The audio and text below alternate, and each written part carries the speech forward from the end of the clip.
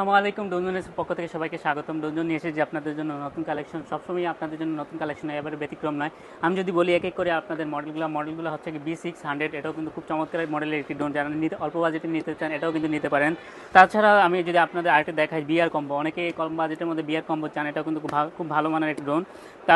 তাছাড়া যদি আমি আরেকটা মডেল দেখাই P5 Max, এটাতে খুব ভালো রেজুলেশনের ভিডিও করা যায়, চাইলে আপনারা এটাও নিতে পারেন।